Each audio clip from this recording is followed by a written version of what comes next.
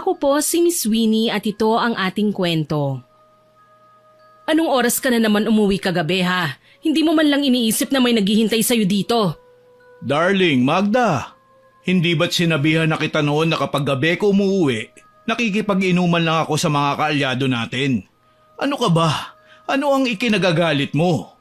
Diyos ko po, Ipe, hindi mo ba naiisip na may naghihintay sa'yo rito? Hindi mo man lang magawang tumawag o magpasabi man lang na hindi ka makakauwi? Hindi mo na ako nirespeto bilang asawa mo. Magda, darling, sorry na. Inaamin ko na ang kakulangan ko bilang asawa mo. Huwag ka nang magalit, please. Tama na yung kakakunot ng noo mo. Sige ka, mas lalo kang tatanda niyan. Ay wala akong pakialam. Tatanda lang ako pero hindi ako papangit. Abay, syempre naman. Pipiliin ba kitang asawa kung pangit ka? Kaya ngumiti ka na dyan. Babawi ako sa'yo mamaya. O siya. Pero teka, saan ka na naman pupunta? Anong oras ka na nga umuwi kagabi tapos ang aga-aga mo pang aalis? Sa barangay lang. May session kami ngayon eh. Kailangan kong pumunta ng maaga. Syempre ayaw ko namang mahuli. Maaga pa naman eh. Mag-almusal ka na muna. Baka anong oras pa matapos ang session nyo. Naghanda ako ng makakain nyo ni Albert. Teka nga, nasa na nga pala si Albert? Saktong-sakto pala. Ang paborito kong tortang talungan niluto mo. Sige, mag-aalmusal na lang muna ako. Sa'yo yung kape na yan. Inumin mo na at baka lumamig pa. Tulog mantika talaga yung anak mo. Mauhuli na siya sa klase. Kakain pa, maliligo at babiyahe pa siya. Albert! Bangon na! Anong oras na? Laging ganon ang tagpo ng umaga ni Magda. Magluluto siya ng almusal pagkatapos ay gigisingin niya ang mag-ama niya. 40 years old na si Magda. Mahigit 2 dekada na silang kasal ng kanyang asawa. Maaga man silang nagkapamilya ay hindi nagkulang si Ipe sa kanyang responsibilidad bilang asawa. Kapitan sa barangay nila si Ipe.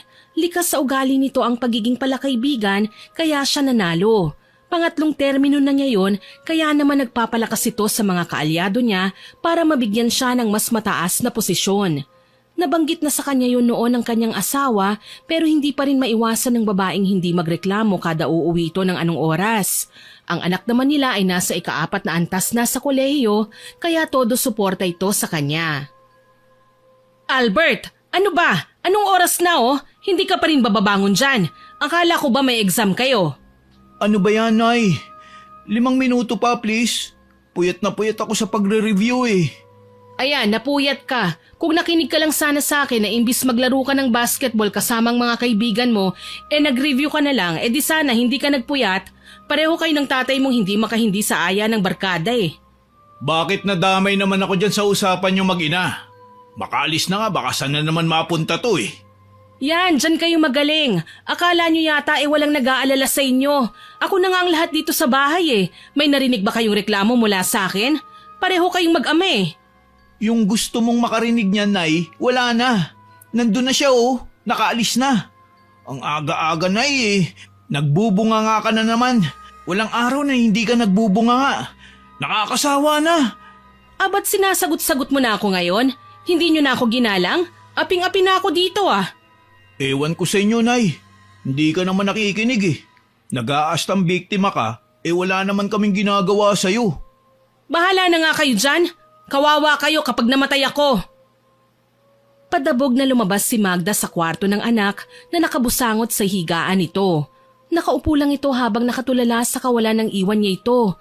Hindi man lang nila na-appreciate ang mga paghihirap at sakripisyo ni Magda sa kanila.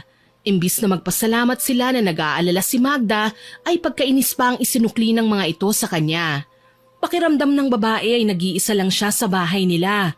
Wala kasi itong anak na babae, kaya wala itong makausap o makasabayan man lang sa hilig nitong gawin. Sa inis nito ay pinili na lamang niyang magwalis ng kanilang bakuran. Maraming tuyong dahon kasi ang nagkalat na kailangan niya ng sigaan. Narinig nito ang tunog ng plato at kalansing ng mga kubyerto sa kanilang hapag na tanda na kumakain na nga ang kanyang anak. Yan, ganyan sila. Kakain lang tapos aalis na para bang katulong nila ako sa bahay na ito. Ni maglambing hindi magawa kapag ako talaga nawala ng pakialam sa kanila. Maghinay-hinay tayo sa mga sinasabi natin. Baka magkatotoo. Malakas pa naman ang ating mga dila, baka may makarinig. Pagsabihan niyo ho yung anak at apo niyo, ma. Mabuti na lang mahal ko sila at ulirang ina ko. Kung hindi ay nako. Nakabusangot ka na naman dyan, Magda, kay aga-aga. High blood ka na naman yan.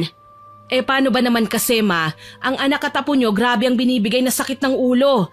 Wala na akong kakampi sa bahay na ito. Bakit may kampihan bang nagaganap? Pakiramdam mo lang yan. Bakit kasi hindi ka makinig dyan sa mag-ama mo? Ma, wala ho akong problema. Sila ang problema ko. Ayaw lang nilang aminin ang pagkakamali nila. Ay sus, sila pa talaga ang problema ha? Pinapakinggan mo ba ang sarili mo ha, Magda? Ay ewan ko sa inyo, ma. Hindi ka naman nakikinig sa akin eh. Bakit nga pala kayo nandito? Ay sus, nga pala, buti pinaalala mo. Manghihiram sana ako ng bigas eh. Wala na kasing bigas sa bahay. Bakit ho wala? Hindi ba inabutan kayo ni Ipe ng pambili noong nakaraan? Huwag niyong sabihing wala na yun. Huwag mo na lang ipaabot sa anak ko ha? Atin-atin lang ha? Alam mo naman na pagagalitan ako nun. Aminin niyo na nga ho, ma. Saan niyo ho ba dinalang perang binigay ng anak niyo? Siyempre alam mo na yan. Pahiram na ng bigas. Wala akong maisaing sa bahay eh. Saan nga po? Alangan namang hulaan ko pa at alam niyong ang dami-dami kong ginagamitan ng pera. Hay nako, oo na, oo na. Nagmadyong kasi ko eh. Ayun, natalo. Pati pambili niyo ng bigas pinangsugal niyo? Diyos ko naman, ma. Ano ba yan? Ang tanda mo na para sa mga bisyong ganyan. Imbis na may kasama akong sumaway sa kanila, isa pa talaga kayo sa kailangan pagsabihan? Ang malas-malas ko talaga sa pamilyang to. Huwag kang magsalita ng ganyan kapag yan nagkatotoo, kawawa ka. May ikamamalas pa po ba itong buhay ko?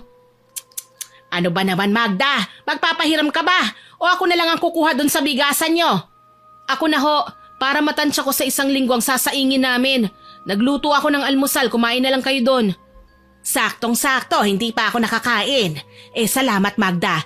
Kaya sa'yo ko eh. Napailing na lamang si Magda sa sinabi ng matanda. Biyenan niya si Celia. Mahigit 6 na po ang edad nito pero sobrang lakas pa.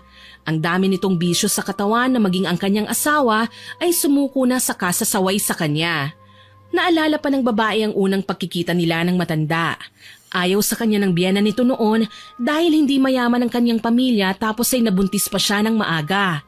Tinawag siya nitong disgrasyada na para bang siya lang ang gumawa kay Albert at walang iniambag si Ipe.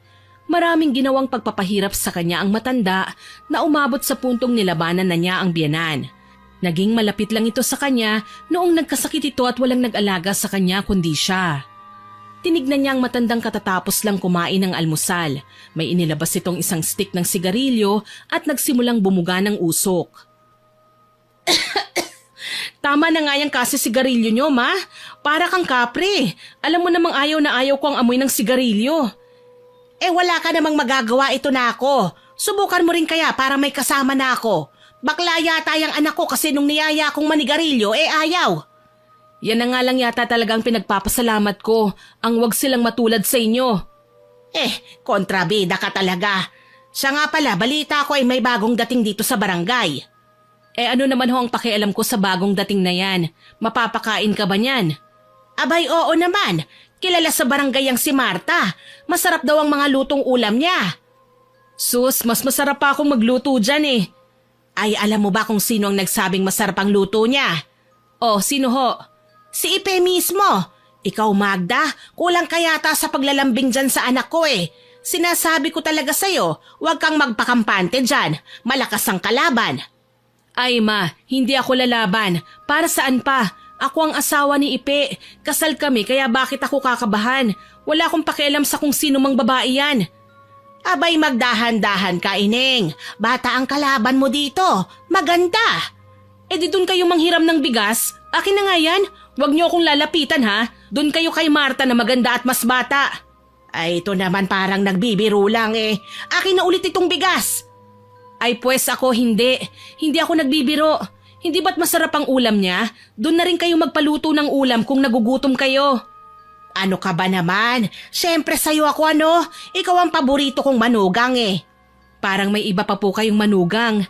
Napakamainitin talaga ng ulo mo nitong nakaraan. Umamin ka nga. Buntis ka ano? Diyos ko po ma, hindi ba kayo kinakabahan dyan sa sinasabi nyo? Matanda na ho ako para magbuntis. Hanggang malakas ang matres ay magkakalaman talaga yan. Isa pa 40 ka lang naman. Inismiran na lamang ng babae ang biyena nitong hindi tumigil sa pagbibiro sa kanya kahit na pinandilatan na niya ito. Wala man lamang nararamdaman na inggit o selos ang babae. Ni minsan kasi ay hindi pa nito nahuli ang asawang ng babae. Wala rin itong narinig na usap-usapan na may kalandian itong babae kaya malaki ang tiwala niya sa asawa. Sa mga sumunod na araw, marami itong nasasagap na balita mula sa biyenan maging sa anak nito. Isang araw ay dumating na pawisan ng kanyang anak dahil sa paglalaro nito ng basketball. Matapos magmano sa kanya si Albert ay inismiran niya lamang ito. Pagsasabihan na naman sana niya ang binata kung bakit gabi na ito umuwi, ngunit nakita nito ang pagod sa kanyang muka kaya pinalampas na lamang niya ang inis niya. Ano ang balita? Kamusta ang exam mo? Ayun, pasado. Mabuti naman. Bakit nga pala ngayon ka lang umuwi? Pawisan ka pa.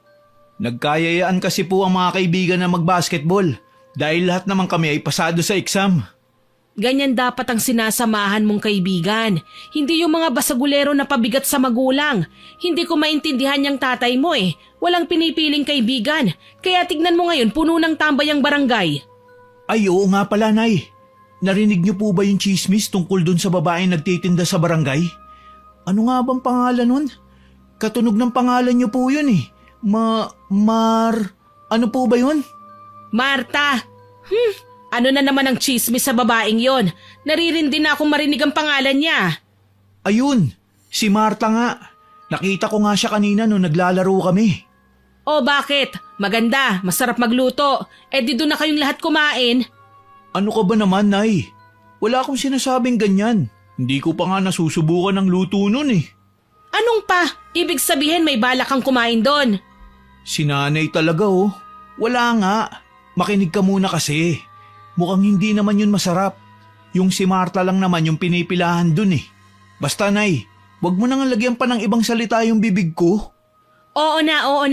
Ano ba yung gusto mong sabihin ha? Bali-balita kasi dun sa mga nakakalaro ko sa basketball na may nobyo daw yun sa isa sa mga opisyal ng barangay. Kahit daw wala siyang tinitinda, palagi raw nakatambay sa labas ng barangay. May isa sa mga kasama ko nakakita daw na may kalampungan siya. Anong nangyari, Apo? Nakita ba kung sino ang kalampungan ng babae? Sabi na nga ba may pagkahigad talaga yung babaeng yan. Tapos ikaw naman ma, may pagkachismosa. Nung kailan lang ito do pagyayabang ka pa sa kanya? O so ano na nga anak, nakilala daw ba ang kalampungan niya? O kita mo itong taong to, siya rin pala chismosa. Nagtatanong lang ho ako ma, hindi ako chismosa. Magkaiba ho yun. O so ano na nga anak, ikwento mo nga sa akin ang narinig mo. Yan nga ang problema. Hindi daw nila nakita eh. Masyadong madilim yung pinagtataguan ng lalaki. Ano bang klaseng chismis meron ka?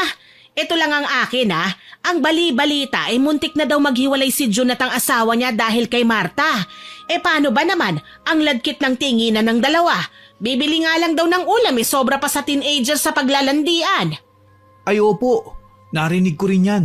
Kaso lang ay hindi raw si Konsehal June ang lalaking nakitang kalampungan ni Marta. Nung gabi daw kasing yun, kasama ni Konsehal ang pamilya niya kasi birthday daw ng anak nito. Hay nako, hindi lang pala nakikita sa kahoy ang anay, pati rin pala sa barangay. Ang dami niyang lalaki dyan sa barangay ha? Hindi man lang ako tinirhan. At talagang may asim pa ho kayo ma? Maghunos dili nga kayo? Parang nagbibiro lang naman ang tao Pero bilib din ako sa powers ng babaeng yan. Kabago-bago sa barangay, pero ang dami ng nasirang pamilya. Paano na lang kung may asawa at anak yung lalaking yun? Ay nako, mga manluloko nga talaga. Iilan lang ang walang may asawa dyan sa barangay. Hindi ko lubos maisip kung bakit may mga babae talagang pinipili na lang maging kabit. Tumpak, baka sa susunod na araw kukonti na lang ang tumambay dyan sa barangay dahil pinagbabawalan ng asawa. Ay basta sigurado kung hindi si Ipe yan. Napalaki ko ng maayos ang anak kong yun Paano po kayo nakakasigurong hindi yun si tatay la? Bakit anak? Nakita mo bang nakikipaglampungan ng tatay mo? Hindi po, Nay.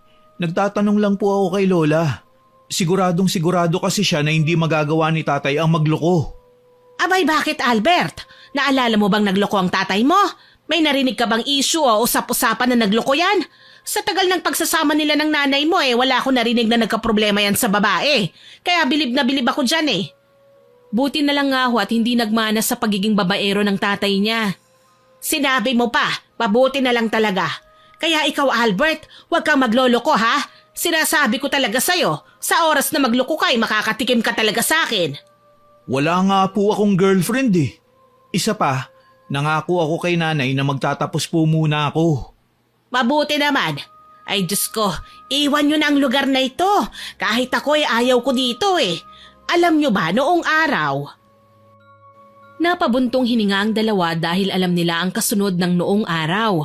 Yun ay ang walang sawa at paulit-ulit na kwento nito sa mga nangyari sa kanya noong kabataan niya na ilang beses na nilang narinig.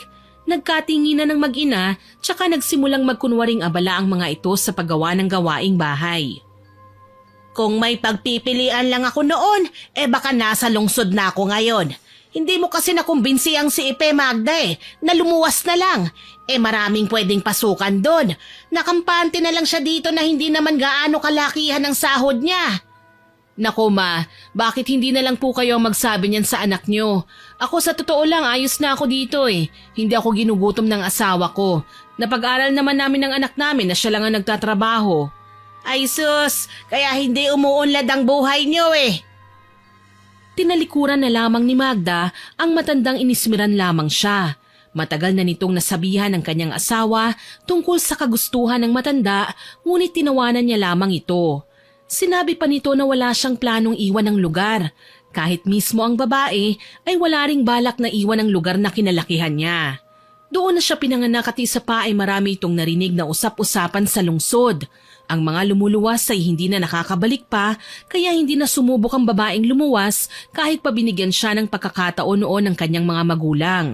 Pinili ni Magda ang mag-asawa ng maaga kaysa makipagsapalaran sa lungsod. Darling, flowers for you. Ipe, anong nakain mo at may pabulaklak ka pa? Mamamatay ka na ba? Si sweetheart naman Hindi ba pwedeng sweet lang ako? Aminin mo, may kasalanan ka Wala nga. Naisipan ko lang na bigyan ka ng bulaklak. Napadaan kasi ko dun sa may flower shop sa bayan, kaya naisipan kong bilhan ka. Hindi ko pa kasi nagagawa yun sa'yo Ay, salamat sa Diyos. Nagbunga rin ang mga dasal ko. Akalain mo yun? Sa 20 taon nating pagsasama, ngayon mo lang ako nabigyan ng bulaklak? Nagustuhan mo ba? Abay, oo naman. Ang ganda-ganda kaya nitong bulaklak. Ano nga bang tawag dito? Chrysanthemum daw yan.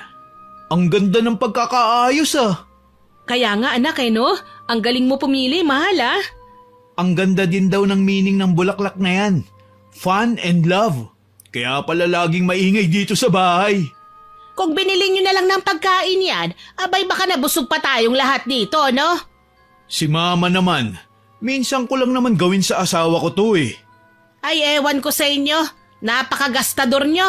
Makaalis na nga. Natawa ang mag-anak sa pagdadabog ng matanda. Binulungan ng babae ang kanyang asawa na dapat ay 2 binili niyang bulaklak para sa kanilang 2 ng matanda. Nagpaliwanag naman ito na yun lang daw ang nagkasya sa kanyang budget, kaya naman sinabihan siya nitong sa susunod na araw ay bibilhan niya ito. Kahit na nagtatampo ang matanda, ay hindi pa rin ito tumigil sa pangungulit sa kanilang tahanan. Wala rin kasi itong kasama sa bahay Paniguradong wala rin itong pera pang madyong kaya sa bahay nila ito tumambay isang umaga. Habang nag-uusap ang mga ito kasama si Albert sa papag na nasa ilalim ng puno, ay nakita nilang napadaan ang babaeng naging usap-usapan nila ng ilang araw. Sinenyasan siya ng matanda nang tumigil ang babae sa kanilang bakuran. Magandang araw po. Baka gusto niyo ng kakanin ko? Aba, hindi lang pala ulam ang nilalako mo. Maging mga kakanin rin, Napaka-maabilidad mo naman. Ano pa ba ang binebenta mo? Man naman, yung bunganga nyo. Bakit? Wala naman akong sinabi Bilib nga ako sa kanya kasi ang dami niyang pinagkakakitaan Ang sipag mo naman yata, ma.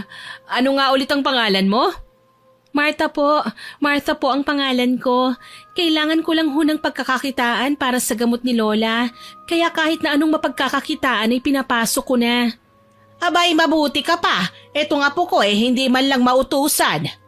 Sus Lola, pansugal mo lang ang pera Kung kasimbait mo siguro ang lola niya, baka gawin ko din po yan sa inyo. Ba't tarantado to ah?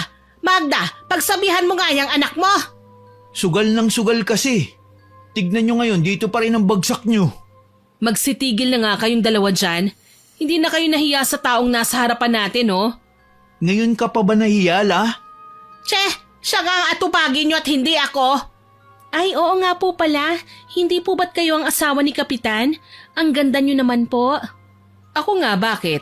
Hindi naman pumipili ng pangit yung si Ipe eh. Bakit? May nakikita ka bang umaaligid sa asawa ko? Ay naku, wala naman po. Masyado hong mabait ang asawa nyo eh. Ako nga ho ang nagdadala doon ng mga lutong ulam sa barangay kada tanghali. Ah, kaya naman pala kung umuwi yun dito ay laging dinadahilang busog siya. Ikaw palang nagdadala ng pagkain niya. Ay opo, masarap po talaga akong magluto eh. Kaya subukan niyo po ang luto ko. 5.20 na lang po itong kakanin para sa inyo. Bumili ka na, Magda. Nagugutom na ako dito eh. May pera ho ba kayong pinatago sa akin, ma? Maka-request naman kayo. May saging na saba dun sa kusina, yun na lang ang kainin nyo. Magluto na lang kayo ng banana Q. Wag na, yan nga at may luto na sa harapan mo. Bahala ka dyan, ma. Meron naman tayo sa bahay pero gusto nyo talagang gumastos. Wag mo nga pansinin ng babaeng yan, Marta. Bigyan mo ako ng 20, pero dun ka na lang sa anak ko maningil, ha? Nanay ako ni Ipe eh. Ayos lang ho ba? Ayos na ayos. Wag mong alalahanin ng babaeng yan. Ako na ang bahala. Noong una ay nag-aalangan pa ang babae pero nang tanguan siya ni Magda ay agad na ibinigay nito ang supot na may lamang kakanin sa matandang babae. Tinignan nitong mabuti si Marta. Yun ang unang beses na nagkita ang dalawa. Hindi naman kasi palalabas ng bahay si Magda eh. Gaya ng sinasabi ng karamihan, maganda nga siya. Mahinhin kung kumilos pero agaw pansin ang bawat galaw. Hindi na nagtaka ang babae kung bakit maraming nagkakandara pa sa kanya. Hanggang sa makaalis ang babae, sinuri niya itong mabuti. Magsasalita na sana ito tungkol sa babae, ngunit nagunahan na ang biyenan at anak nito sa pag-abot ng pagkain na nasa supot. Napatangu-tangu pa ang mga ito habang inunguya ang kakaning nilako ng babae. Totoo nga ang chismis, Magda. Masarap nga siyang magluto. Oo nga, Nay. Subukan niyo po. Masarap siya. Che, mga balimbing, makaalis na nga! Akala ni Magda ay hanggang dun lang ang pagbabago ng pananaw ng kanyang mag-anak sa babae. Nang tumagal, halos siya na lang ang laging bukang bibig ng mga ito, kaya naintriga ang babae. Kahit ang kanyang asawang si Ipi kasi ay aktibo sa usaping Marta. Ano ang atin? Almusal si Marta, tanghalian si Marta, hapunan si Marta. Aba, baka naman nakakalimutan yung ako ang asawa, manugang at ina sa pamamahay na ito. Ano ba naman ang ikinaiinit ng ulo mo? Nitong nakaraan na yamot ka kay Marta. Akala mo ba hindi ko napapansin na ganyan ka? At bakit hindi ho ba ako pwedeng magalit? Hindi ho ako santa. May damdamin ako. Baka mamaya magulat na lang ako, wala na akong karapatan sa bahay na ito.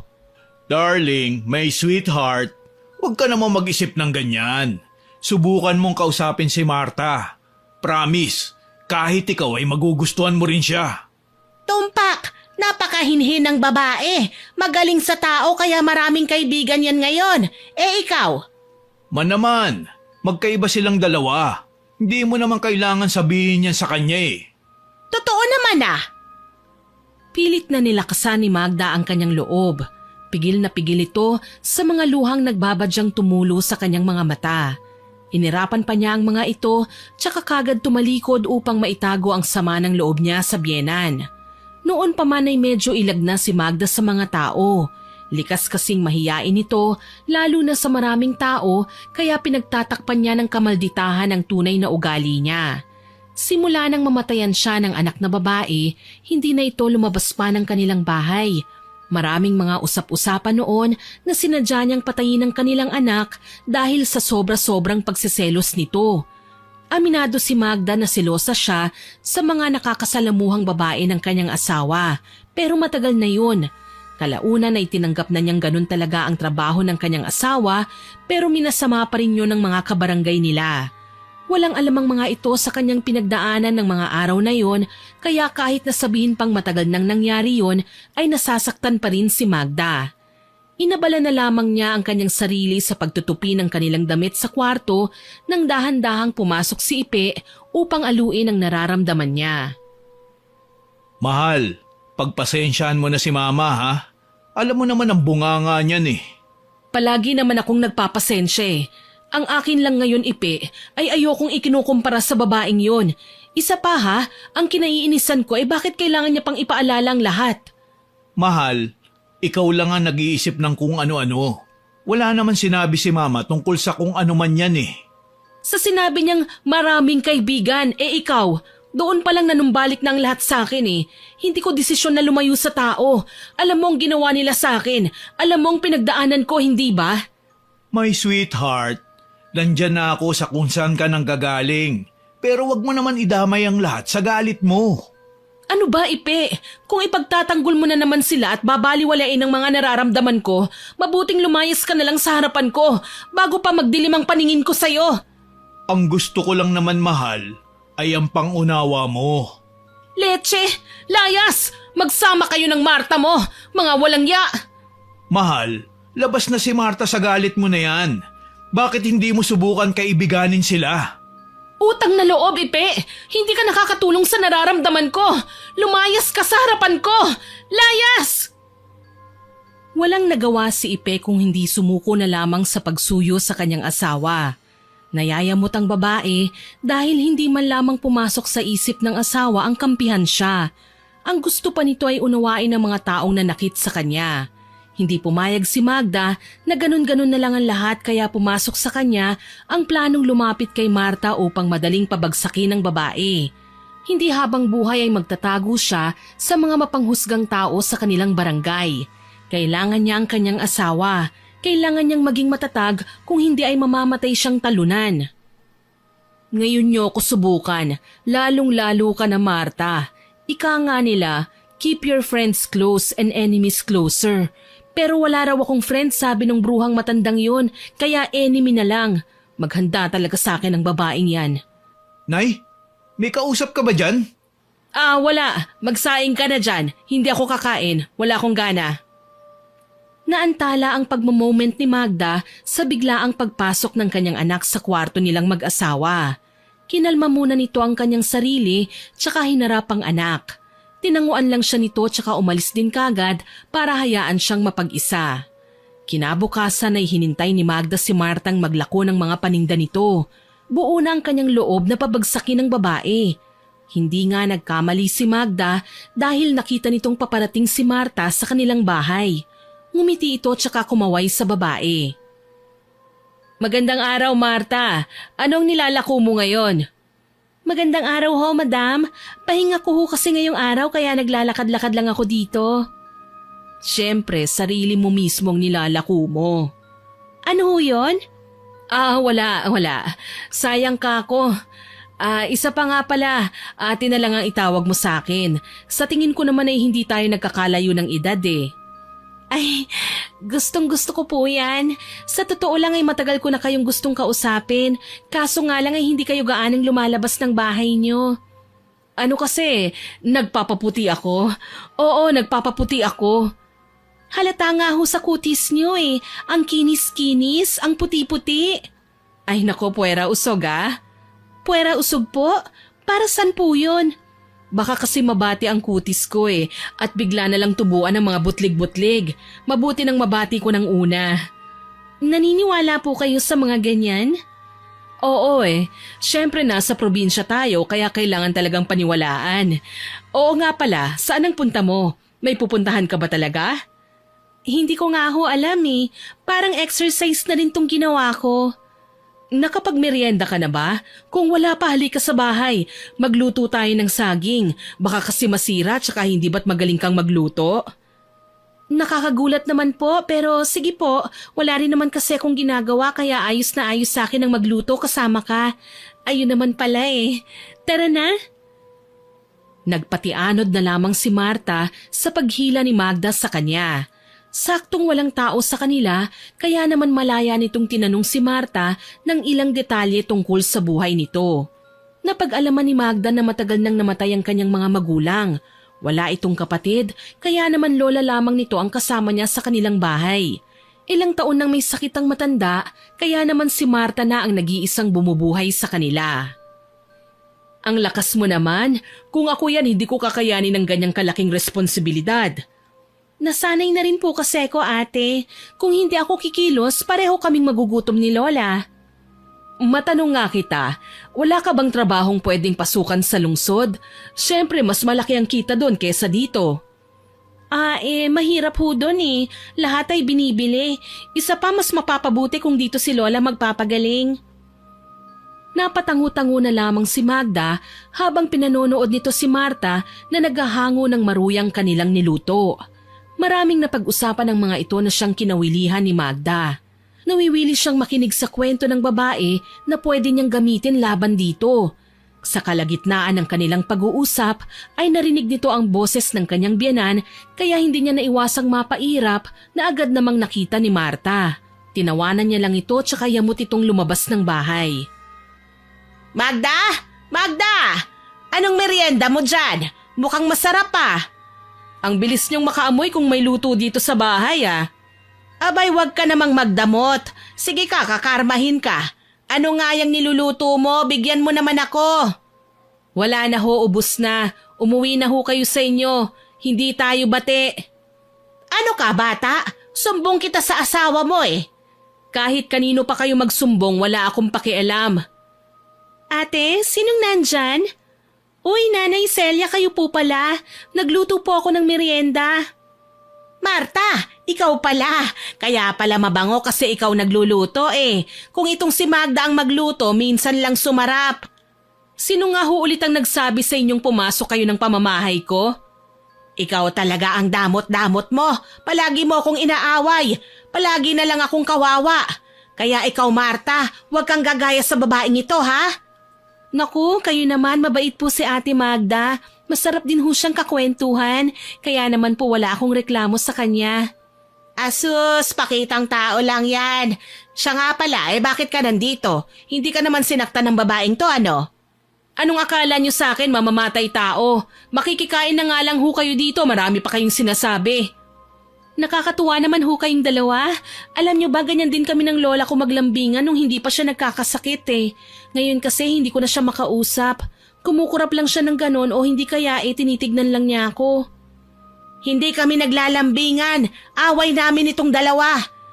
Matanong nga kita, ano bang sakit ng lola mo? Bakit hindi mo dinala sa ospital?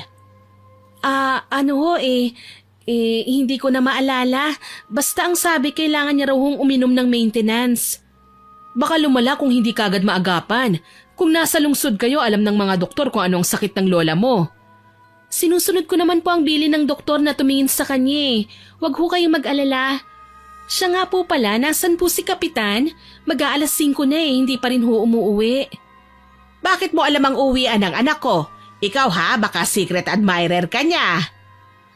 Tumawa ang dalawa samantalang si Magda naman ay harap-harapang umirap sa biruan ng mga ito. Napahalukip-kip pa ito habang nakasimangot sa dalawa. Agad siyang napansin ng matanda kaya agad itong napatikhim tsaka pilit na iniba ang usapan. Inis na inis ito sa kanyang biyenan dahil sa sama ng ugali nito. Ang kaso lang, hindi niya maitaboy dahil lagi itong bumabalik. Palagi nitong ginagamit na nanay siya ni Ipe kaya hindi niya ito magagalaw.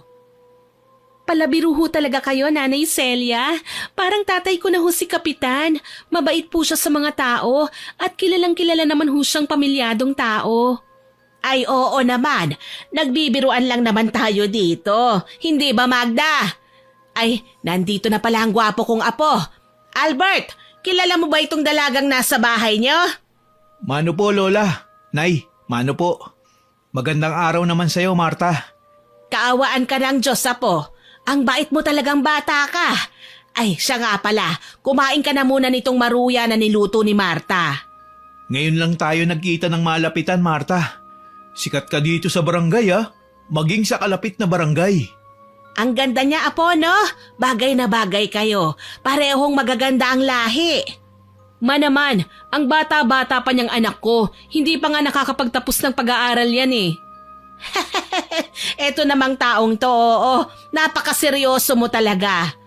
Ate, alam ko naman po ang biro at hindi.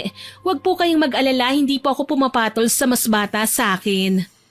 Mabuti na lamang at malawak ang pangunawa nitong si Marta. Ikaw talaga, Ma, oo? Nang dahil sa sinabi ni Marta, ay lumuwag-luwag ang isipan ni Magda. Isa sa kinababahala ng babae ay baka magkagustuhan ng anak nito at si Marta. Ilang taon lamang ang agwat nilang dalawa, kaya naman hindi malabo ang kanyang iniisip. Nasundan pa ng nasundan ang pagpunta ni Marta sa bahay ni Magda. Naging mas malapit ang loob ng dalawa, kaya maging si Celia ay tuwang-tuwa na palaging may libreng pagkain sa bahay nito.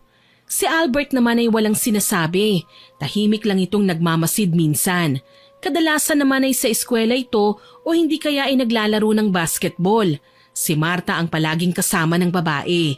Ang hindi ginagawa noon ni Magda ay nagagawa na niya buhat ng naging malapit sa kanya si Marta. Ang bilis-bilis pala talaga maubos ng paninda mo, Marta. Dahil po sa inyo yan, ate. Ikaw ang tumulong sa akin na makaubos ng paninda ko eh. Nung ako lang mag-isa ang naglalako, halos kalahating araw ko yan nilalako. Kung hindi naman maubos kagad, doon na lang ako nagtitinda sa barangay. Hindi mo ba sinubukang gumawa na lang ng pwesto sa labas ng bahay nyo para hindi ka na mahirapan? Isa pa ay para maalagaan mong lola mo. Hindi ho ako makakaubos kung sa bahay lang ako magbebenta. Papasok pa kasi yung sa amin eh. Isa pa'y madalang lang ang may dumadaan doon, kaya naman nilalako ko na lang. Siya nga pala, pwede bang makabisita sa bahay niyo minsan, Marta? Palagi ka kasing nasa bahay ko. Ngayon ko lang naisipang tanungin ka tungkol sa pagpunta sa bahay niyo. Matagal na tayong magkakilala pero hindi ko pa rin alam ang bahay niyo. Sa susunod na lang. Medyo magulo pa kasi doon eh. Ano ka ba? Sa akin ka pa nahiya magkaibigan na tayo, hindi ba? Oo naman. Sasabihan na lang kita. O sige ba, aasahan ko yan ha. Halos dito na ako tumira buong buhay ko, pero wala akong narinig na sabi-sabi kung saan ka nakatira. Hindi lang ho siguro interesado ang mga tao sa akin kaya ganon. Hindi na inisip pa ni Magda ang sinabi nito. Kailangan niyang malaman sa lalong madaling panahon kung saan nakatira si Marta. Hindi niya maatim na marinig ang pangungumpara ng mga kabarangay nila sa kanilang dalawa. Kung ano ang ikinasaya ni Marta ay kabaliktaran naman ang nararamdaman ng babae. Ang araw na yun ang unang beses niyang paglabas ng kanilang bahay para makipag-usap sa mga tao. Nagpresenta kasi si Magda na tutulungan niyang maglako si Marta na hindi naman tinanggihan ng babae. Alang-alang sa plano nito ay gagawin niyang lahat para mapalayas ang babae. Habang naglalako sila, hindi maiwasan ng babaeng mainggit dahil halos lahat ng taong nakakasalubong nila ay binabati si Marta. Huli na nila napapansin si Magda na binabati lang nila dahil sa asawa siya ng kapitan. Matapos ang nakakapagod na araw na yon, ay lupaypay na nagpahinga si Magda sa papag na nasa labas ng kanilang bahay. Hindi nito namalayan na palabas ang kanyang biyanan mula sa loob ng kanilang bahay. Iminulat lang ni Magda ang kanyang mga mata nang marinig nito ang boses ng matanda. Mukhang pagod na pagod ka. San ka ba nanggaling na babae ka ha? Sa labas lang ho kasama ko si Marta. Bilib din ako sa iyong babae ka. Nung una ayaw na ayaw mo dyan kay Marta. Pero ngayon halos magkasanggang dikit na kayo. Parang ayaw na maghiwalay. Nandito na naman pala ho kayo ulit. Wala ho akong mapapakain sa inyo ngayon. Tinulungan ko ho siyang maglako ng paninda niya. Noon kahit na ano pang paanyaya namin sa'yo, hindi ka lumalabas ng bahay. Himala itong nangyari ngayon ah. Mabait naman din kasi siya, Ma. Wala naman akong problema sa kanya eh. Sa bagay, mabuti na nga rin nandyan siya dahil natutulungan ka niya sa gawaing bahay. Kailangan mo ring makipagkapwa-tao dahil kapitan ng asawa mo. Balita ko pa naman tatakbo yan sa linyada ni Alkalde. Hindi ho sa akin niya nabanggit ni Ipe. Matagal na niyang sinabi sa'yo, hindi ka lang nakikinig. Siya nga pala, alam ba ni Ipe ang paglabas-labas niyo ni Marta? Hindi ko ho nababanggit sa kanya eh. Anong oras na rin ho kasi siyang umuuwi, kaya wala kaming oras magkwentuhan. Naku, kamustahin mo naman yung asawa mo.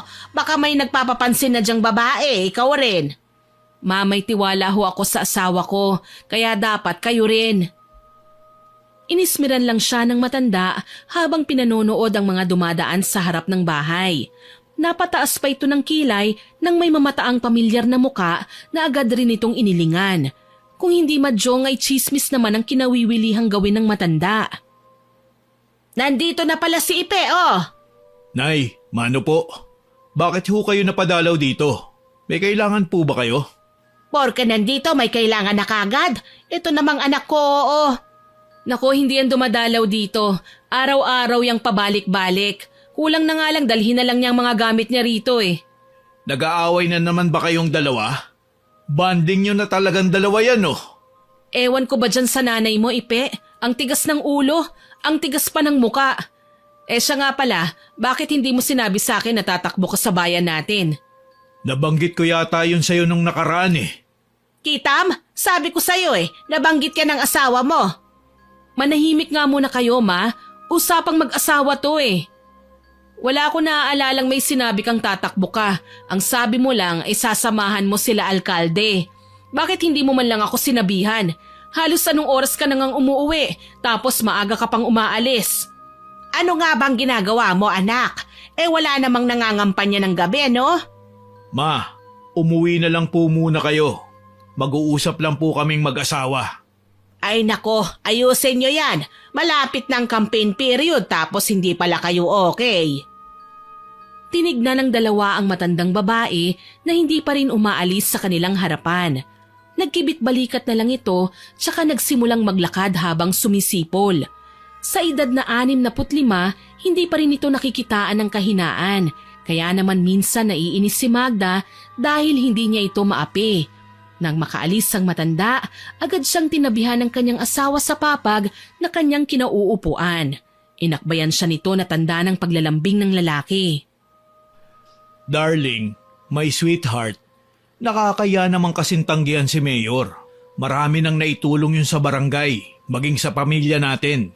Isa pa, huling term ko na to bilang kapitan. Wala naman akong trabaho maliban sa pagiging kapitan, hindi ba? Doon tayo kumukuha ng gastusin natin, pati pagpapaaral kay Albert. Sa pangangampanya naman, wala naman tayong ilalabas na pera. Dahil sila na ang bahala doon.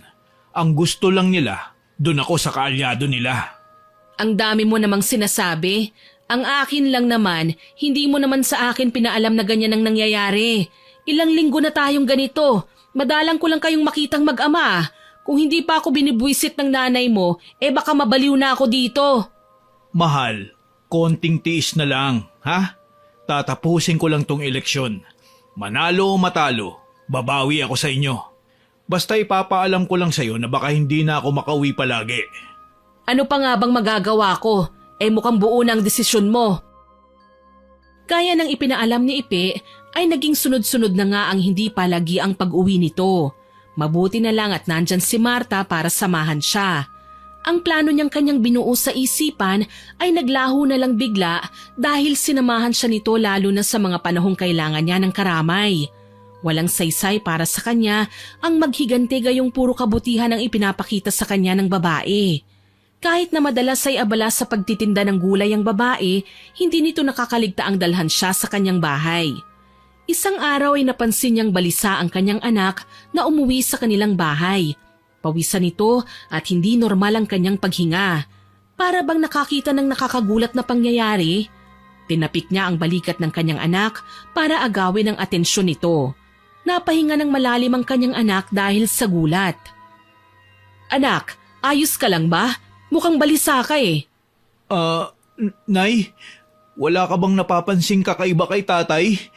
Bakit? Anong meron sa tatay mo? Nagsabi yan sa akin nung nakaraan na magiging abala sila sa pangangampanya, kaya bibihira lang umuwi yan dito sa atin. Hindi ako mapalagay kay tatay eh. Ewan ko ba? Pwede mo ba siyang tawagan, Nay? Ginagamit niyo pa bang cellphone na binili sa inyo ni tatay? Namimiss mo lang siguro ang tatay mo. Huwag kang mag-alala, sa oras na makauwi siya, sasabihan kita. Tungkol naman sa cellphone na hinahanap mo, hindi ko maalala kung saan ko nilagay yun eh.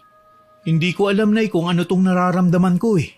Alam niyo po ba yung pakiramdam na parang may mangyayaring napakalaking bagay na hindi maganda? Yun po ang nararamdaman ko ngayon eh. Baka pagod lang yan anak.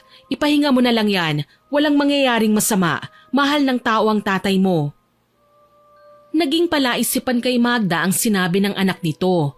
Pangalawang beses nang nangyari yun sa kanila. Ang unang beses ay nung namatay ang kanilang anak habang nasa sinapupunan pa niya ito. May sinabi ito tungkol sa kapatid niya na hindi nila pinaniwalaan. Nagtaasan ng balahibo ni Magda nang mapagtanto ang kanyang asawa naman ngayon ang kailangang mag-ingat. Wala ito, baka nagkataon lang. Mamamatay kami sa nervyos nito eh. Kahit noon pa man ay walang nakaaway si Ipe. Mahal siya ng tao, kaya naman hindi siya mapapahamak. Itinago na lamang ni Magda ang alalahaning yun dahil ayaw niyang magdulot pa ng pangamba sa kanyang pamilya. Hindi malaman ni Magda ang dahilan kung bakit kahit na malapit na ang loob nila ni Marta ay hindi nito magawang sabihin sa kanyang sinabi ni Albert. Nabalik lang siya sa wisyo nang marahan siyang tapikin ni Marta.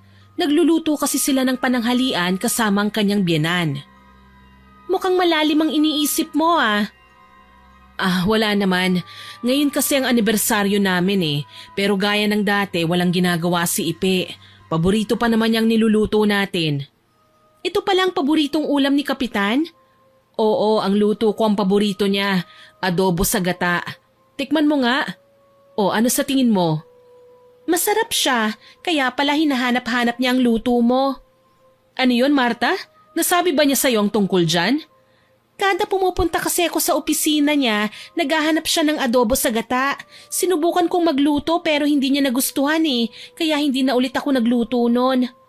Ganyan talaga siya. Kahit nga ang nanay niya ang magluto sa kanya niyan, inaayawan niya. Ewan ko ba, mukhang walang nakakagaya ng timpla ko eh. Ano ate? Pwede bang magpaturo ako? Kung pwede lang naman. Bakit? Lulutuan mo ang asawa ko? Wag na oy, nakakahiya naman. Ako na ang magluluto ng ulam niya. Baka isipin pa ng tao na pinababayaan ko ang asawa ko. Ay, hindi naman po ate. Nasarapan po kasi ko eh. Gusto ko lang pong matuto. Nako Marta, secret recipe yan ng babaeng yan. Kahit siguro magmakaawa ako na sabihin sa akin para malutuan ko ang anak ko, hindi niya ibibigay yan. Imbento ho talaga kayo kahit kailan. Normal na sangkap lang naman ang ginagamit ko eh. Tatansyahin nyo lang kasi ang pagtimpla. Hindi na nakasagot ang mga ito sa sinabi ni Magda. Bigla kasing bumukas ang pintuan ng kusina.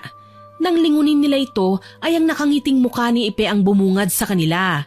May dala siyang kakaning paborito ni Magda. Araw ng anibersaryo ng kasal ng dalawa, ngunit nasanay na si Magda na walang kahit na anong espesyal na pangyayari sa araw na yon. Palagi naman kasing ganun ang nangyayari. Ang unang beses na pinaghandaan ni Magda ang araw ng kanilang anibersaryo ay nakalimutan yun ng kanyang asawa. Nag-away pa nga sila dahil ang sumunod na mga taon ay nangako ng babawi ngunit walang natanggap na kung anuman si Magda. Hindi na siya muling umasa pa sa mga sumunod na anibersaryo nila. Darling, sweetheart, may dala ako sa'yo oh. Aba, may bisita pala tayo. Pinagpahinga na muna namin doon sa barangay. Dito na muna siya para may katsismisa naman kami. Abay, mabuti yan para hindi naman maboryong si Marta dun. At para na rin dumami ang kaibigan niyang babae. Mahal, anong dala mo para sa akin? May nadaanan ako nagtitinda ng palitaw. Naalala kong paborito mo nga pala to, kaya bumili na ako para sa'yo. Happy anniversary. Mahal kita. I love you, darling. Salamat dito sa dala mo, ha? Akin na muna lahat ng ito, ha? Matagal ko nang gustong kainin to, eh. Tuwang-tuwa si Magda habang nilalantakan ng palitaw na dala ng asawa. Kahit palitaw lang yun, tuwang-tuwa si Magda dahil yun ang unang beses na binigyan siya ng kanyang asawa sa kanilang anibersaryo. Wala pa rin talagang kupas ang adobo mo, mahal. Sobrang sarap pa rin talaga. Paano naman ang luto ko, Kapitan? Masarap ka rin naman magluto. Pero itong luto ng asawa ko, ang pinakapaborito kong luto eh. Huwag kang mag-alala, Marta. Tuturuan din kita ng tamang paraan sa pagluluto niyan. Para sa susunod, asawa mo naman ang paglulutuan mo niyan. Talaga ate? Salamat po. Hindi ko alam na malapit pala kayo sa isa't isa. Naku, matagal na yan. Ikaw na lang ang magsasawa sa kanilang dalawa. Mabuti naman kung ganun. May kasama tong si Magda, lalo na't madalang lang tong lumabas ng bahay. Masaya silang nag-usap habang nasa hapag. Marami silang napag-usapan lalo na sa eleksyon. Si Marta ang panay tanong na kinagiliwan naman ni Magda. Ang kanyang anak na si Albert na kararating lang ay tahimik na napaupo sa harap ng dalaga. Napansin naman ni Magda ang pananahimik nito kaya napagpasyahan niyang kausapin na lang ito ng sila lang. Si Albert ang nagpresenta na maghuhugas ng plato kaya naman ay nagpaiwan na si Magda para makausap ang anak. Binigyan niya ng panghimagas ang tatlo na nasa balkonahe ng kanilang bahay. May problema ka ba, anak? Kanina ka patahimik ka. Wala naman, Nay. Sigurado ka ba? Magsabi ka lang sa akin kung may bumabagabag sa'yo, ha? Nay, bakit nandito yang si Marta? Parang palagi na lang nandito yan ah. Napalingon ang mag-ina sa pagpasok ni Ipe sa kusina. Nakangiti ito habang inunguya ang minatamis na sampalok na ginawa ni Magda. Hayaan mo na anak. At least ngayon hindi na nagmamadyong ang lola mo. Nalilibang na siya rito kasi nandito si Marta. Bakit po ba nandito ka pa rin sa bahay, Tay? Wala ka bang duty sa barangay? Ano anak, wala. May inaayos lang dun pero pwede ko naman yung puntahan mamaya. Eh bakit po parang nung kailan lang, halos dun na po kayo tumira sa barangay? Busy lang anak. Siya nga pala, huwag ka magsuplado kay Marta ha. Ang bait niyan. Tama ang tatay mo, anak. Wala namang ginagawa ang babaeng yan eh. Bakit, crush mo ano? Ikaw ha? Napaubos si Ipe kaya agad siyang nilapitan ni Magda para bigyan ng tubig. Hinimas-himas pa nito ang likod ng asawa para pakalmahin. Darling, ayos ka lang ba? Oo, sweetheart, ayos lang ako.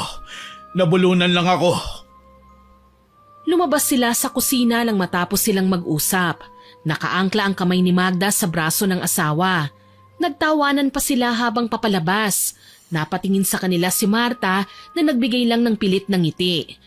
Matagal pa nitong naialis ang kanyang tingin sa kanila bago tuluyang ibalik ang tingin sa nilalaro nilang chess. Natalo rin kita sa wakas, Marta. Wrong move. Ay, ang galing niyo naman po. Nalingat ka lang eh, pero mas magaling ka pa sa akin. Masyado niyo naman pong pinalalaki ang ulo ko. Nakakahiya naman po. Magaling ka naman talaga, Marta. Magaling ka magluto. Magaling ka rin maglaro niyang chess. Magaling ka pa kumanta. Ano pa ang kulang sa'yo? Asawa. Kailangan niya ng asawa. Dapat ang asawang mahahanap mo, yung gwapo at kaya kang buhayin. Gaya niyo po ano? Ay, Ate Magda, baka sumama po ang loob niyo ha. Ang ibig ko lang pong sabihin ay gaya ni Kapitan na mabait, gwapo at kayang-kaya kong buhayin. Ikaw pa ba? Alam ko naman kung anong klaseng tao ka, kaya hindi ko mamasamain ang sinabi mo. Paano kapag sa akin may problema? Wala ka bang bahay? Bakit palagi ka nandito? Anak naman, wala namang kaso sa amin ng tatay mo yun eh. Basta ako, hindi ako pumapayag na nandito yan sa atin. Hindi ako mapalagay na nandito yan eh. Pasensya na po kayo, aalis na po ako. Naku, wag kang maniwala dyan, mainit lang ang ulo niyan.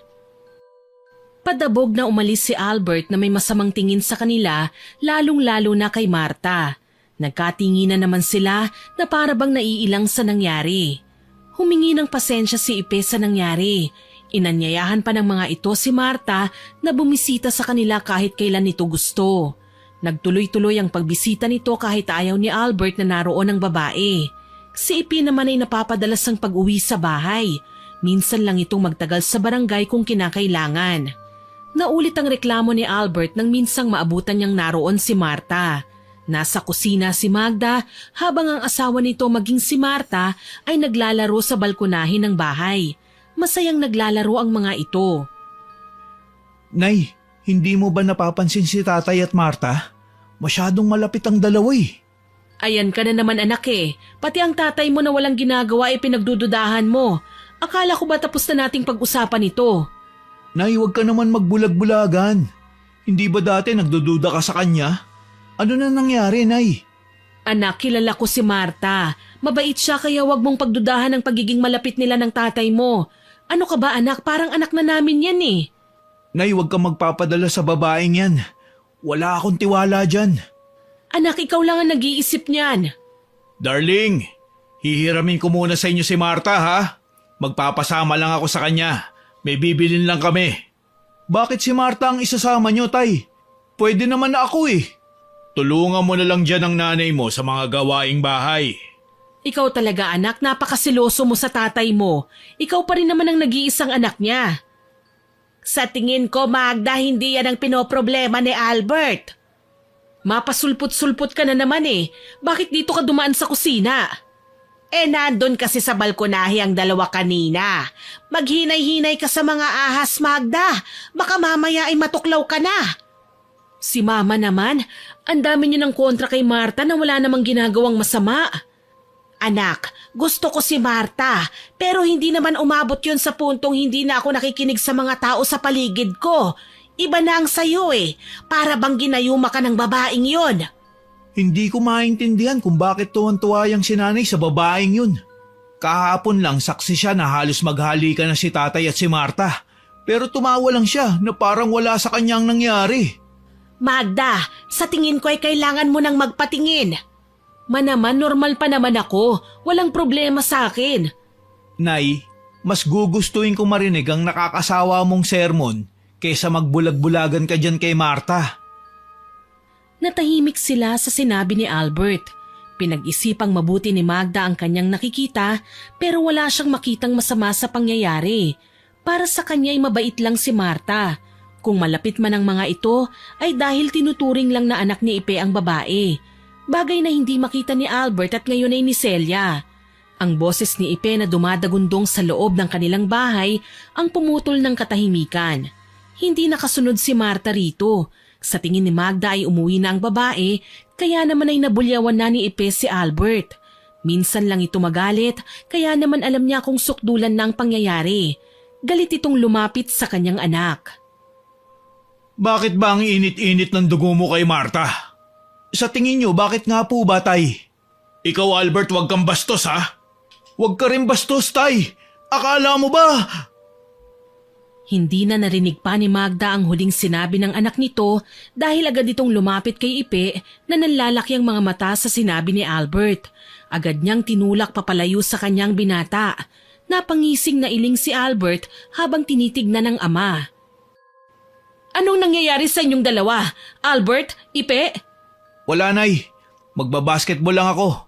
Baka pwede mong matanong si tatay kung ano ang sinabi ko. Anak naman, ayokong nag-aaway kayo ha? Ipe, ano yun?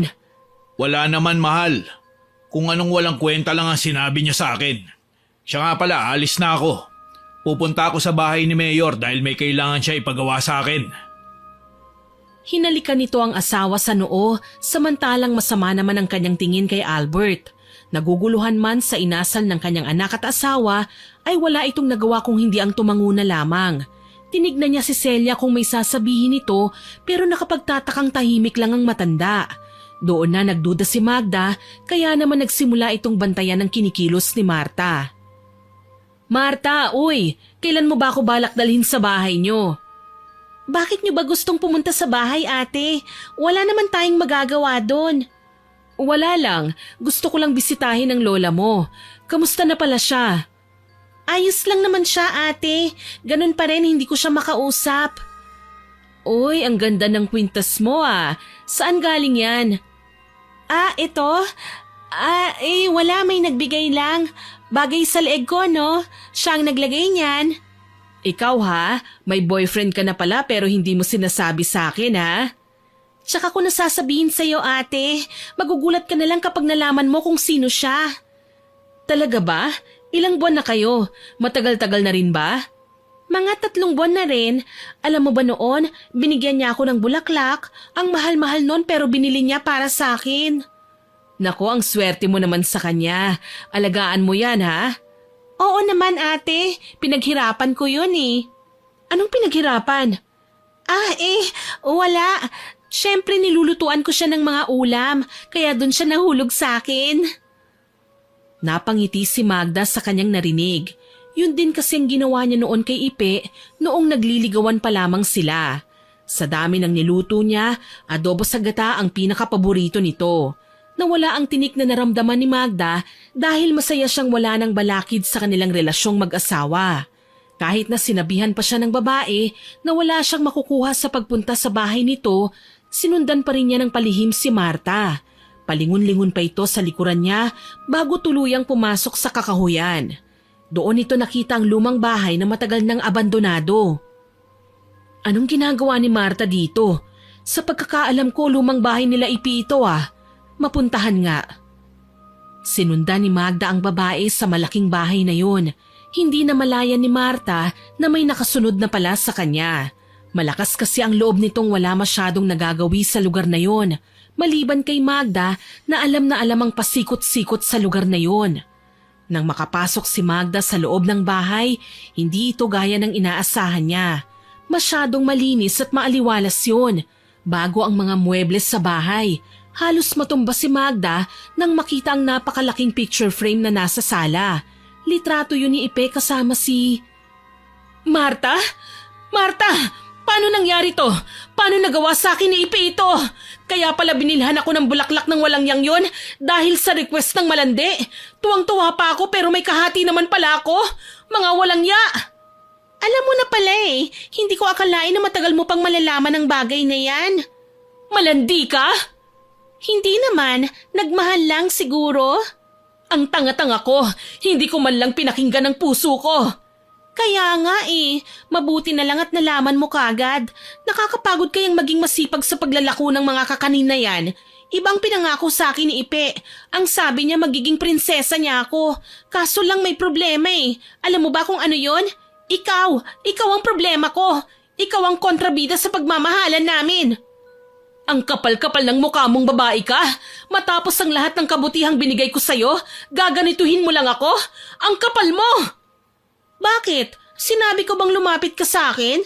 Ikaw ang unang lumapit sa akin, baka nakakalimutan mo. Hindi ko akalaing nagpatuloy ako ng ahas sa pamamahay ko. Tinuring pa naman kitang kaibigan. Bakit? Sa tingin mo ba'y kaibigan ang turing ko sa'yo? Tandaan mo Magda, ginamit lang kita. Ngayong nasa akin ng lahat ay magdusa ka. Ano ba ang ginawa ko sa'yo para ganituhin mo ko ha? Wala akong maalala na pinagdamutan kita. Wala akong maalalang sinaktan kita o maski siniraan sa ibang tao. Bakit Marta? Bakit? Simple lang. Alam mo kung bakit? Dahil mahina ka. Madaling agawin sa'yo ang lahat. Wala kang kakampi. Wala kang kaibigan kaya madali lang kunin sa'yo ang lahat. Maski ng magandang buhay na meron ka. Wala ka bang sariling buhay?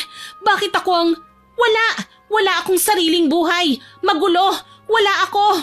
Walang mawawala sa akin. Kaya kahit nasabihin mo pang kesyo ganito o ganyan, wala kang magagamit laban sa akin. Kaya ako nga kinuhang lahat sa'yo Hindi sa'yo yan. Akin yan. Akin ang asawa ko. Akin ang anak ko. Akin ang pamilya ko. Pwes pasensyahan na lang tayo. Wala nang iyo. Akin na si Ipe kahit tanungin mo pa siya. Nandun siya natutulog sa itaas. Baka gusto mong puntahan. Hindi ako naniniwala. Ipe! Ipe! Nasaan ka na? Walang pag-aalinlangan tinawag niya ang kanyang asawa. Sinuyod niya ang lahat ng kwarto na naroon sa bahay. Ang nag-iisang kwarto lang ang hindi niya nabuksan. Kwarto nilang mag-asawa ang kwartong yun noong doon pa sila nakatira. Dahan-dahan niyang pinihit ang pinto. Malakas ang kabog ng kanyang dibdib. Malalaman na niya ang katotohanan. Kahit marami itong pruweba, ay kailangan pa rin niyang marinig ang katotohanan sa kanyang asawa. Nang mabuksan niya ang pinto, doon na lamang tumigil ang mundo nito. Nakita niya si Ipe na nagbibihis. Mas marami pang damit ang lalaki sa bahay na yun kesa sa bahay nila. Napahagulgol si Magda. Doon na lamang siya napansin ni Ipe. Nabigla ito noong una pero kalaunan ay nakabawi rin kagad ito. Tiningnan lang siya ng lalaki na para bang naghihintay ito ng sasabihin niya. Kailan pa ito, Ipe? Kailan mo pa ako niloloko? Ilang taon na rin. Matagal na kaming nagsasama ni Marta. Ang kapal ng mukha mo? Bakit mo sa akin ginawa ito? Bakit mo ako niloko? Bakit mo sinira ang pamilya natin? Umuwi ka na, Magda. Tsak na naghihintay na si Albert sa'yo doon. Maggagabi na. Magluluto ka pa ng hapunan. Ipe, yun ang unang beses na tinawag mo ako sa pangalan ko. Kahit na magkaaway tayo ay hindi mo ginagamit yan sa akin. Bakit? Mas mahal mo ba siya? Ano pa ba ang kulang sa akin? Tinalikuran ko ang lahat para sa'yo.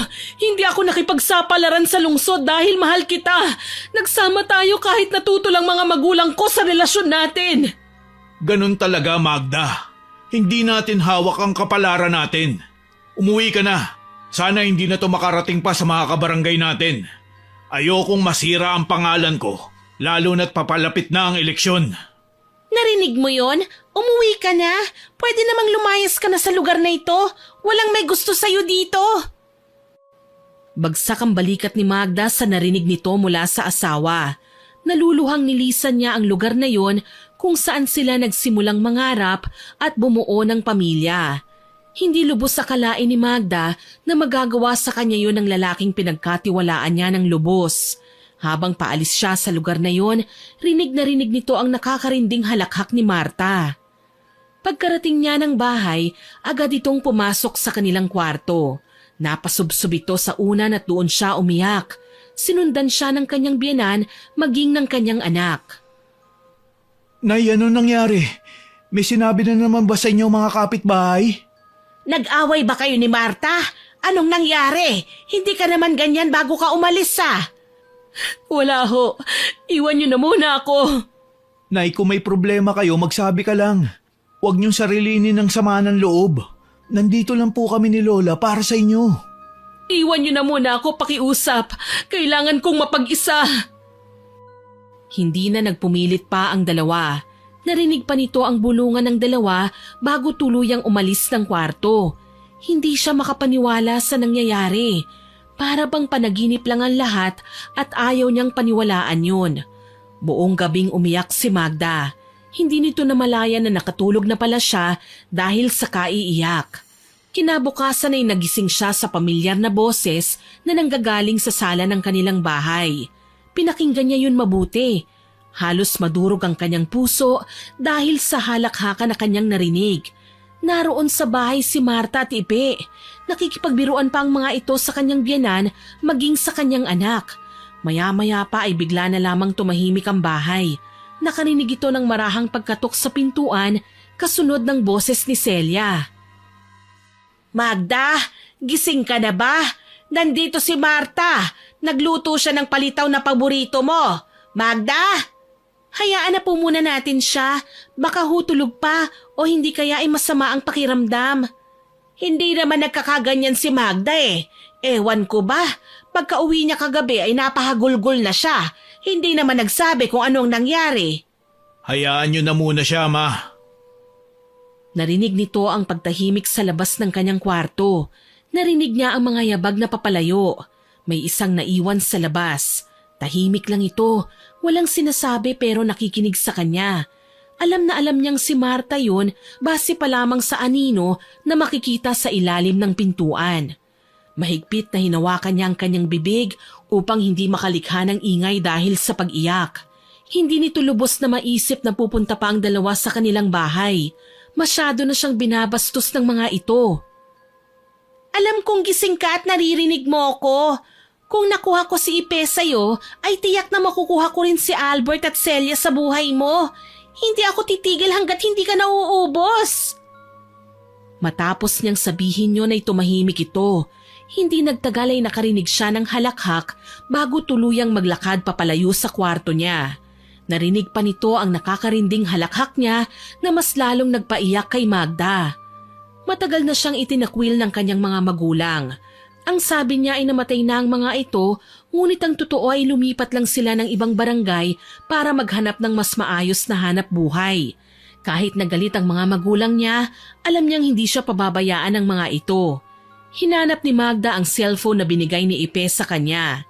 Nang makita niya yon, ay agad niyang hinanap ang numero ng kanyang ina at saka agad na tinawagan.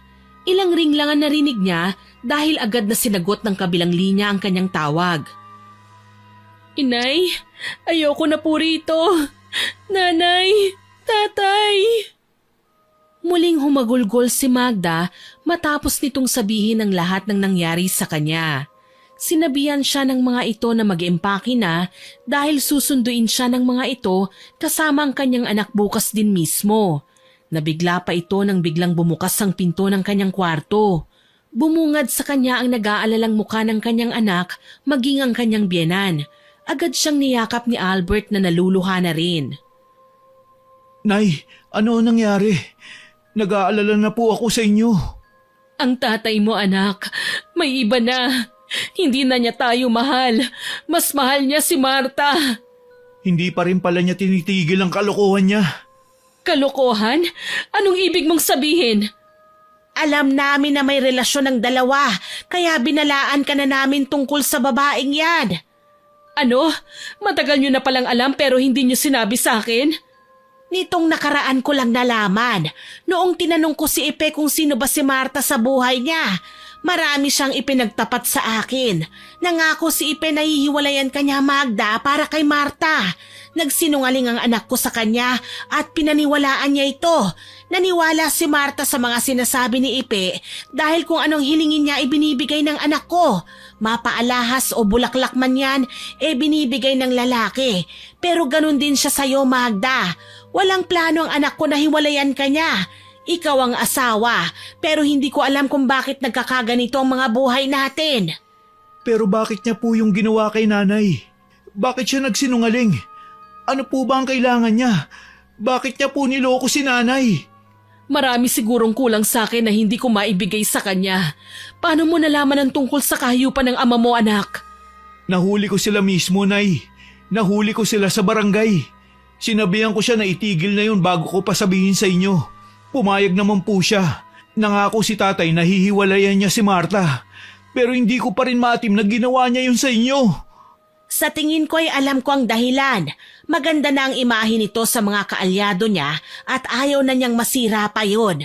Kaya niya pinatulan si Marta dahil bata at gusto siya ng halos lahat ng kalalakihan sa barangay natin. Alam niyo ba ang nangyari pagkatapos? Nalaman yun ng babae kaya nagalit siya. Hindi matanggap ni Marta na niloko siya kaya naman gumawa ito ng paraan para makaganti sa anak ko at para na rin mapasa kanya si Ipe. Hindi naman katagalan nagsimula ang eleksyon Bakit ang sabi ni Ipe ilang taon na silang nagsasama ni Marta? Yan nga ang pinagdududahan ko Kung wala nang dahilan pa si Ipe para manatili kay Marta, bakit hindi na lang niya siya iwan? May anak ba sila? Buntis ba si Marta? Anak, hindi ko alam. Walang sinabi sa akin ganyan ng anak ko. Patawarin mo ko dahil hindi ko alam. Ma, hindi ko na alam ang gagawin ko. Nasa kanya na si Ipe. Hindi ko na alam. Mahal ko ang asawa ko. Hindi ko kayang mabuhay nang wala siya. Lakasan niyo po ang loob niyo, Nay. Kahit na ako ang nakakita mismo ng kahayupang yun, naniniwala pa rin po ako kay tatay. Naniniwala pa rin ako na mas mahal niya po tayo. Marahang pinunasan ni Magda ang luhang pumapatak sa kanyang muka. Galit na galit ito. Hindi niya alam kung kay Marta ba siya magagalit o kay Ipe o sa sarili niya. Hindi niya alam kung saan siya nagkulang. Alam niya sa sarili niya na pinunan nito ang kakulangan sa buhay ni Ipe. Pero hindi na mahalaga sa kanya ang mga oras na yon. Marahas niyang kinuha ang maletang nakatago sa gilid ng pintuan tsaka inilabas nito ang mga damit niya. Magda, mag-isip-isip ka. Wala kang pupuntahan. Albert, anak, mag-ayos ka na ng gamit mo. Aalis tayo bukas na bukas mismo. Nay, saan naman po tayo pupunta? Sa lolo't lola mo. Pasensya na kung hindi ko sila ipinakilala sa'yo. Galit kasi sila sa ginawa kong desisyon. Pero huwag kang mag-alala anak. Nakausap ko na sila. Susunduin nila tayo bukas na bukas rin. Magda, Albert, patawarin niyo ang anak ko. Patawarin niyo ako. Hindi ko akalain na mangyayari ito sa pamilya niyo. Mag-iingat kayo sa biyahe niyo. Ma, kahit na madalas tayong may hindi pagkakaunawaan, palagi kayong nandyan para sa amin. Maraming salamat po. Sana wag niyo na lang sabihin kay Ipe kung saan kami pupunta. Makakaasa ka anak. Kinabukasan, gaya ng napag-usapan ni Magda at ng mga magulang niya, ay sinundo nga sila ng madaling araw. Wala pang araw ng mga oras na yon, tulog pa ang mga tao. Sinadya yun ni Magda para hindi mapahiya ang kanyang asawa. Kahit na sa huling pagkakataon, pinrotektahan niya ang kampanya ng kanyang asawa. Nang makarating sila sa bahay ng mga magulang niya, nakatulala lang siya sa kawalan. Blanko pa ang isipan sa lahat ng nangyayari, kaya naman nagkulong siya sa kwarto at ilang araw ding hindi lumabas. Ang kanyang anak na si Albert ay naaawa sa kanyang kalagayan, kaya naman humingi na ito ng tulong sa kanyang mga lolo at lola. Isang araw ay sinubukan muli ni Albert na kausapin ang kanyang ina. Napag-alaman nito ang solusyon sa kanyang problema. Nay, gising na po ba kayo? Pwede po ba tayong mag-usap? Tungkol naman sa ano yon, anak? Pwede po bang pumasok? Bukas ang pinto, anak. Nay, alam ko na po ang pwede nating gawin. Nay, ano nangyari sa inyo? Bakit namumula ka? Grabe, inaapoy po kayo ng lagnat. Lolo, lola, tulong! Si nanay! Anak, ano ka ba? Ayos lang ako. Huwag kang mag-alala sa akin. Nay, hindi na normal to. Kailan niyo pa po ito nararamdaman ha? Bakit hindi ka man lang nagsasabi sa amin? Wala naman kasi talaga akong nararamdaman, anak eh. Parang nabubulok na po ang amoy niyo. Nay, huwag niyo naman pong pabayaan ang sarili niyo. Hindi na nakapagsalita pa si Magda. Ilang araw na siyang ganun pero hindi niya masabi sa kanyang anak. Bigla na lang siyang tinubuan ng butlig. Kalaunan ay nakaramdam siya ng panghihina ng katawan pagkatapos ay inapoy na siya ng lagnat. Napagdesisyonan ng mga ito na dalhin na muna siya sa albularyo. Ang hinala nila, kinulam ang babae. Sinundo ni Albert ang kanyang lola Celia upang magpasama sa kakilala nitong albularyo. Doon nila nalaman na unti-unti na palang kinukulam si Magda. Buisit, tama nga ang hinala ko. May sa demonyo si Marta. Alam niyo ba noong nawala kayo sa barangay kung sinong reyna siya umasta? Pakitang tao ang buisit, mangkukulam pala. Ano po ang pwede nating gawin para matigil ang kulam la? Kailangan natin makuha ang manika na ginamit niya sa nanay mo na nasa kanya. Yun lang ang tanging paraan para tuluyang mawala ang sumpa ng babaeng yon. Sasama ko, ma. Manahimik ka nga dyan. Dito ka lang sa bahay niyo. Kami na ni Albert ang bahala sa babaeng yon.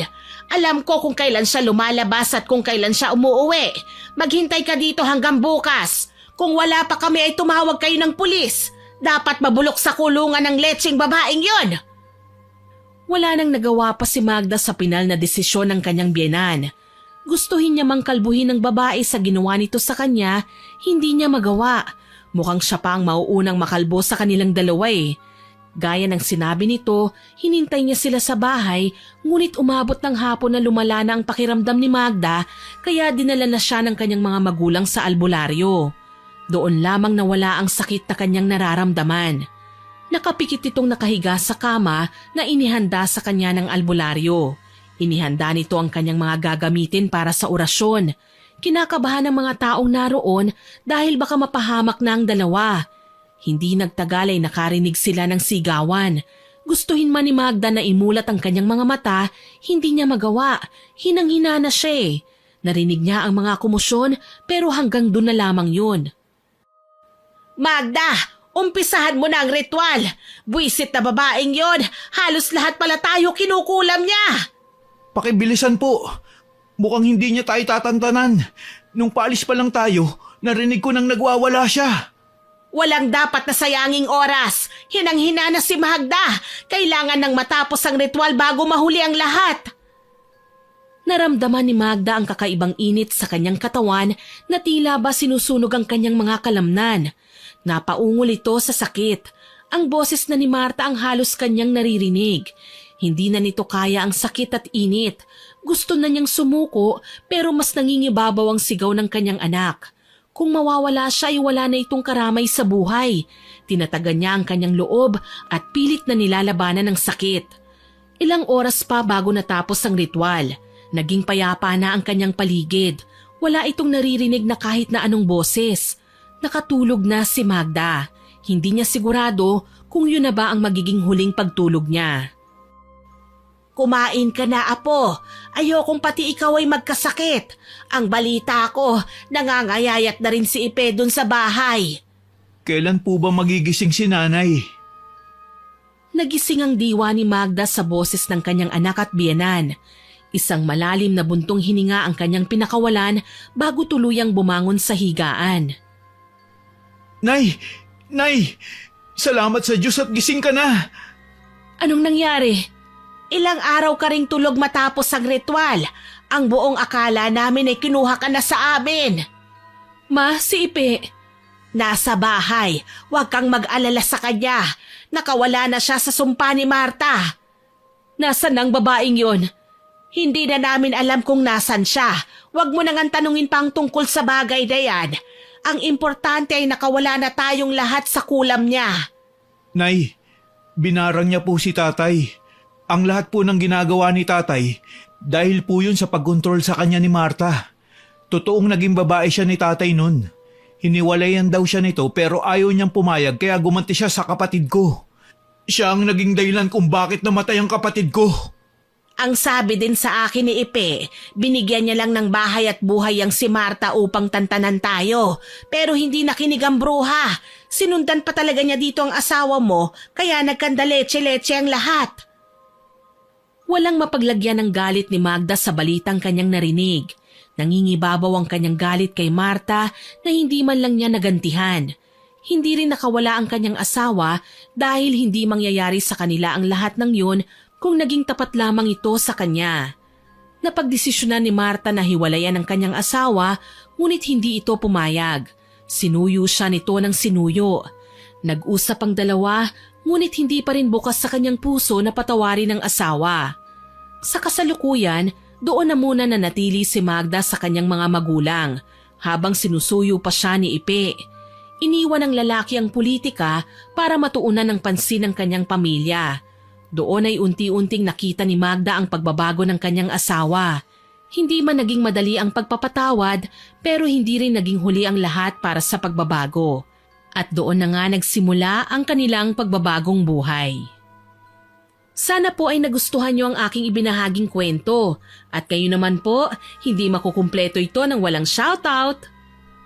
Shoutout po kay Ira Menderico, kay Jennifer Galang, kay Lorelai Alterejos, kay Phils Valdeabella, hello din po kay Maricel Flores Alpay, sa mga pamilya Romano, sa Alpay family, sa Arqueno family, sa pamilya Flores, sa Civiliano family, sa Zamora family, sa Dichoso family, at sa pamilya Vulanuez. Hello po sa inyong lahat at patuloy po sana kayong sumubaybay sa ating channel. Shoutout din po kay Apple Carmen, kay Arnie J. Evangelio, kay Den Snow Abilita, kay Diana Delda, kay Aluna Suda, hello din po kay Lenny Obsena, kay Joanna Persia, kay Bernadette Prieto. Shoutout din po sa lahat ng avid and regular listeners po natin na sina Ma'am Pamela Allen, Ma'am Lydia Lopez, Ma'am Milrose Demate, Ma'am Rosalina Bugayon, Ma'am Purificacion Tagiwalo, kay Sir George Ativo, sa mga staff ng Amira Handicrafts, kay Sir Kimpoy Feliciano, kay Hana Maylin Sesgundo, kay Ma'am Ana Vencer Francisco, kay Rubilin Eneria at sa Eneria family. Maraming salamat po sa lahat ng nakinig at nagkomento sa kwento natin ngayon. Abangan niyo pa po sana ang mga susunod ko pang upload at huwag niyo pong kalilimutan mag-subscribe, like, share and comment sa kwento natin. Para rin po mabilis niyong makita kung may bagong upload tayo, pindutin niyo lang po ang notification bell para lagi po kayong updated. Aasahan ko pa rin po ang inyong suporta ha. Muli ako po si Miss Winnie na nagpapasalamat sa inyong pakikinig.